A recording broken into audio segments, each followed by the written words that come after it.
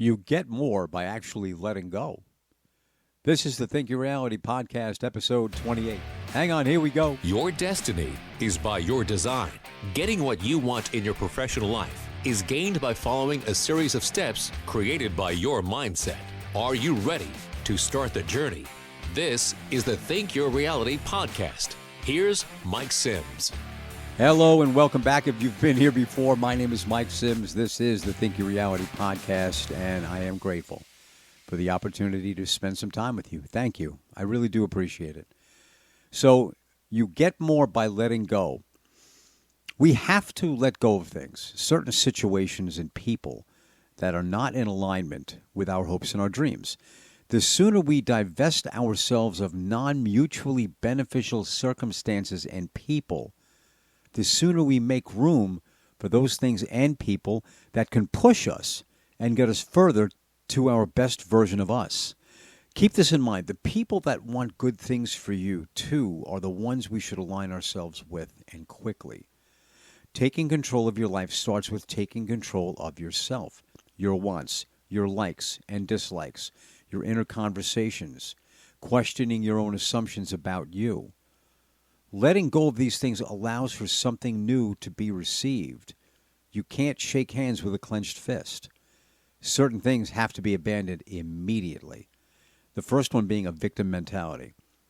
You are a victim when you accept being a victim. Now, I will add a caveat here. Those who have been assaulted physically, psychologically, or God forbid sexually violated, you are a victim, and you have my sincerest condolences. I know people in my life that can make that claim. You did not ask for this. You did not welcome it. You did not want it. And I am profoundly sorry if that is part of your life's story. I wish you healing and I wish you peace. The victim mentality I am addressing here is the script people have adopted that sounds something to the effect of, well, my life is so difficult. I'm not getting anywhere because I don't know the right people. I have no money, or I don't have the right education or circle of friends. It's nonsense. The idea that something isn't your fault. If we are talking about your professional life's direction, if it isn't going where you want it to go, if it isn't giving you what you want, it's your fault. Now, that may be a bitter pill to swallow, but it's the best medicine. We are where we are because of the choices we have made, not ones that people have made for us. This thought can actually be very liberating. It's just a sign that we need to make better choices for us. It can be and often is the catalyst for change. You need to embrace it. Another one we hear is, the world owes me. No, it does not. Period. End of discussion. The only exception being the air to breathe and little else. Let go of the thought that you are not worthy or that you do not have the right things necessary to make a better life. That's the old script. Discard it. Those are the ideas and attitudes that have been handed to us or given to us. Devaluing this mindset is the first and critical step to accepting something infinitely better and more in line with what you deserve. We have all made mistakes in our life. The reason they are in the past is because they have no bearing on your future. Past mistakes are not an indicator of future occurrences or success. Make better choices, get better results.